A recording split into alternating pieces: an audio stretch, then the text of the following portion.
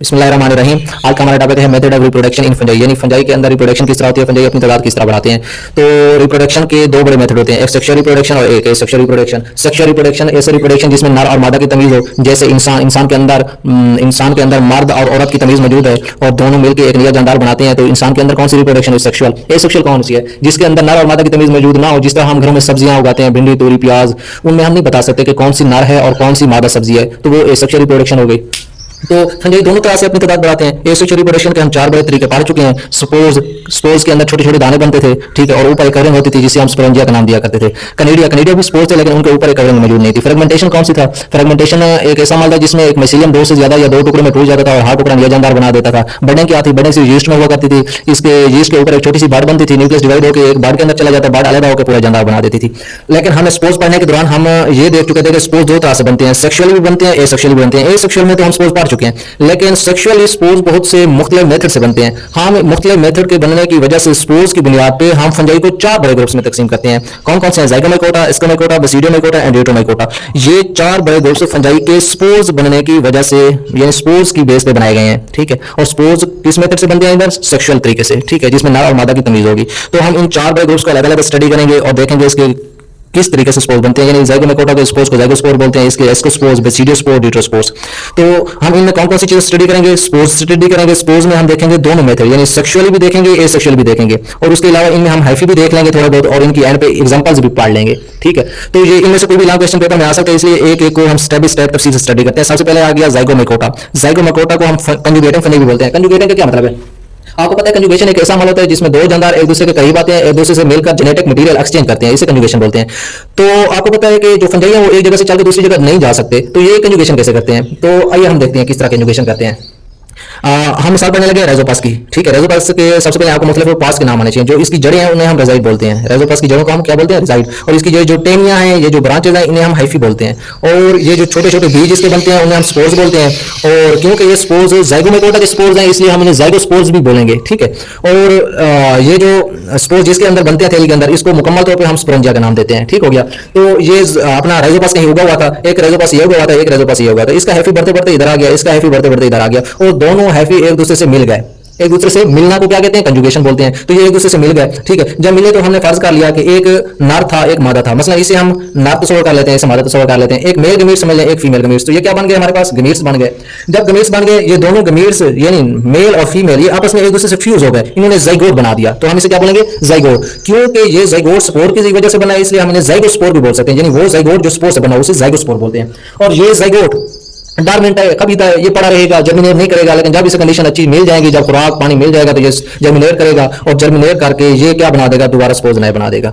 वैसे तो जानदार का जो रिप्रोडक्शन का वैसे कॉमन अमल था वो था एसेक्सुअल। किस तरह? ये बीज बनाता है, बीज जमीन पे जाते हैं और जमीन पे ये बीज नया पौधा बना देते हैं। लेकिन ये आज हमने नया तरीका स्टडी किया जिसमें हमने नर और मादा में तमीज करके हमने ज़ाइगोट बना के एक नया जानदार बना दिया, ठीक हो गया। तो अच्छा, वो बोलते हैं ड्यूरिंग सेक्सुअल रिप्रोडक्शन, यानी सेक्सुअल रिप्रोडक्शन के अंदर क्या होता है? सबसे पहले इसके और इसके हाइफी एक दूसरे से फ्यूज हो गए।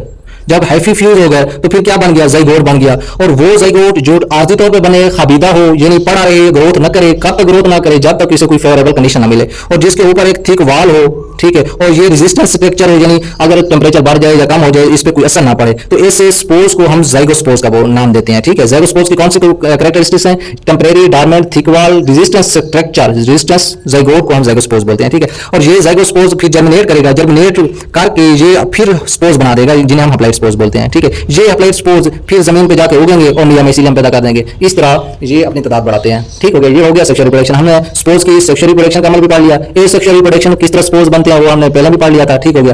तो इसके जो हाइफी होते हैं, हाइफी के कौन से होते हैं? एसेप्टेट हाइफी होते हैं, ठीक है, जिन्हें हम कॉनिसेटेड हाइफी बोलते हैं। यानी आपने ये देखा है पूरा का पूरा मिसिलियम, इसके अंदर कहीं क्रॉस वाल आपको नजर आ रही है इस तरह की? नहीं, बिल्कुल नजर नहीं आ रही। यहाँ क्रॉस वाल नहीं आ रही, तो मतलब इनके अंदर क्रॉस वाल नहीं होती, यानी एसेप्टेट होते हैं जिनके अंदर क्रॉस वाल ना हो, तो ये क्वाड्रोसेप्टिक हाइफी भी बोलते हैं, ठीक है। और इनकी मिसाल क्या है? ये अपना राइजोपास, जिसे हम ब्लैक ब्रेड मोल्ड भी कहते हैं, ठीक है।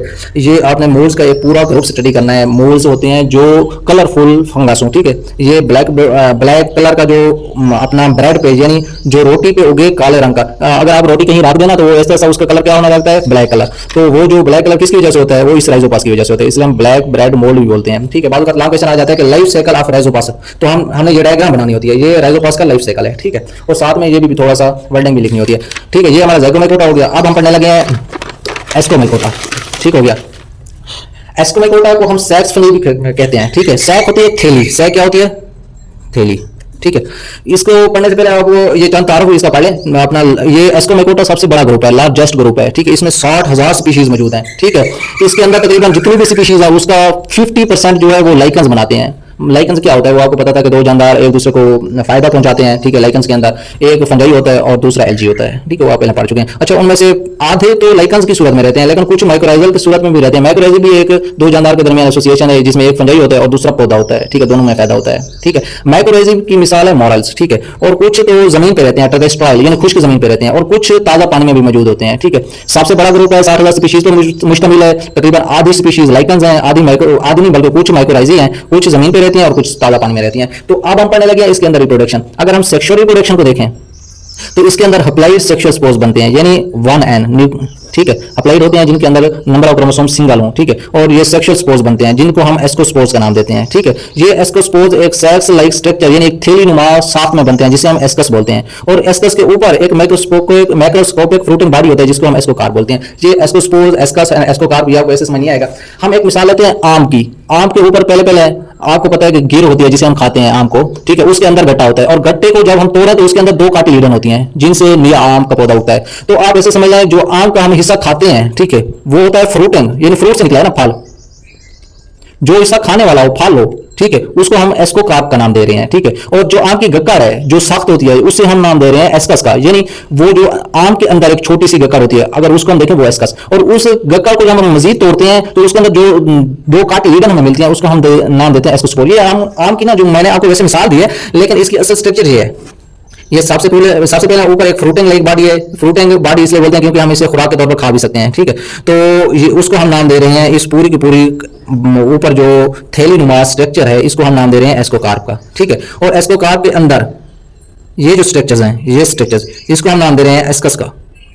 और इन एस्कस के अंदर, हर एस्कस के अंदर 8 एस्कोस्पोर्स हैं, 8 स्पोर्स हैं, और इन स्पोर्स को हम एस्कोस्पोर्स का नाम दे रहे हैं। अब आपको पता चल गया होगा कि जो हप्लाइड सेक्सुअल स्पोर्स हैं वो उनको नाम दे रहे हैं एस्कोस्पोर्स का, और ये एस्कोस्पोर्स एक थैली में बनते हैं जिसे हम नाम दे रहे हैं एस्कस का। और ये सारी की सारी एस्कस एक माइक्रोस्कोपिक फ्रूटिंग बॉडी में मौजूद होती हैं जिसे हम एस्कोकार्प का नाम दे रहे हैं। ठीक है, ये हो गया सेक्सुअल प्रोसेस, सेक्सुअल रिप्रोडक्शन। ए सेक्सुअल रिप्रोडक्शन जो है इसमें कनीडिया बनते हैं, यानी स्पोर्स बनते हैं लेकिन उनके ऊपर कवर नहीं होती। हमने रिप्रोडक्शन भी पढ़ लिया। अब हम देखेंगे हाइफी। इनके जो हाइफी है वो सेप्टेट है, और सेप्टेट हाइफी आपको पता है दो तरह के होते हैं, या इनके अंदर एक न्यूक्लियस होगा या दो होंगे। तो इनके जो हाइफी है वो डाइकैरियोटिक है। डाई का मतलब है दो, यानी हर के अंदर दो न्यूक्लियस मौजूद होंगे। ठीक हो गया। अब हम पढ़ने लगे इसकी एक मिसाल है यीस्ट। यीस्ट क्या है? यीस्ट है यूनिसेलुलर, यानी ये वो फंजाई है जो एक सेल पर मुश्तमिल होता है, और ये माइक्रोस्कोपिक फंजाई है जो आम आंख से नजर नहीं आता।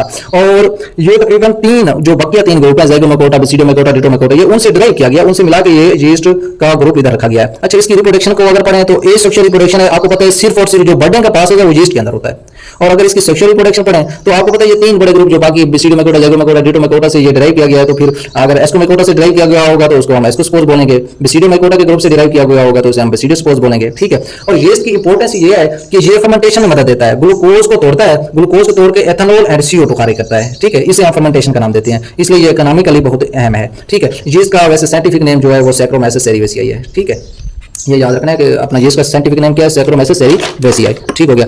ये हो गया अपना एस्कोमाइकोटा। ठीक है, एस्कोमाइकोटा का सेक्सुअल रिप्रोडक्शन को पता चल गया है। इसके ना एस्कोकार्प, एस्कस एंड एस्कोस्पोर्स को ये अच्छी तरह से देखना है। ठीक है, अब हम पढ़ने लगे हैं बेसिडोमाइकोटा।